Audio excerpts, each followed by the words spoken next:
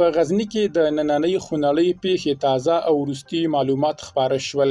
په نوموړي ولایت کې ګڼو کسانو ته ولې او څنګه مرګ ژوبله واوښته.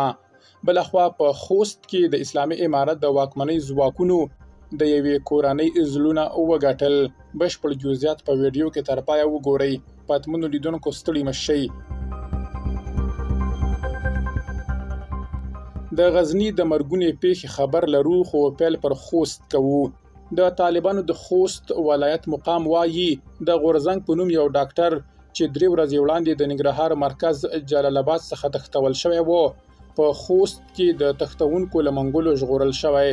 دوی زیاتوي چې د تښتول شوي ډاکټر له کورنۍ سره د خلاصون په بدل کې د 700,000 امریکایي ډالرو غوښتنه شوې وه. د خوست ولایت مقام دوشنبه د زمري پر 8مه وویل چې یاد کس د خوست د طالبانو د استخباراتو ریاست لخوا د یاد ولایت د ببرک تاڼۍ اړوند په خاني غرایزه سیمه کې د تښتونکو له منګولو آزاد او د یو لړ مراسمو په ترڅ کې خپل کورنۍ ته وسپارل شو. طالبانو د یادو عملیاتو په پایله کې 4 تنه تښتونکي نیولي او یو فولډر ډوله موټر او 1 میل تومانچه هم د طالبانو لاسته ورغلې ده.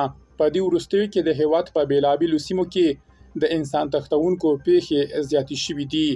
په غزني کې د یوې ترافیکي پیښې له امله 30 کسانو ته مرګ ژوبله اوښتې.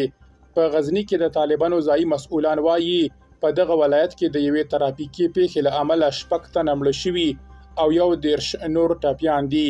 په غزني کې د طالبانو د عامې روغتیا رئیس محمد زرک زیرک وایي چې په ټپیانو کې د 15 تنو روغتیایي وضعیت نازک دی.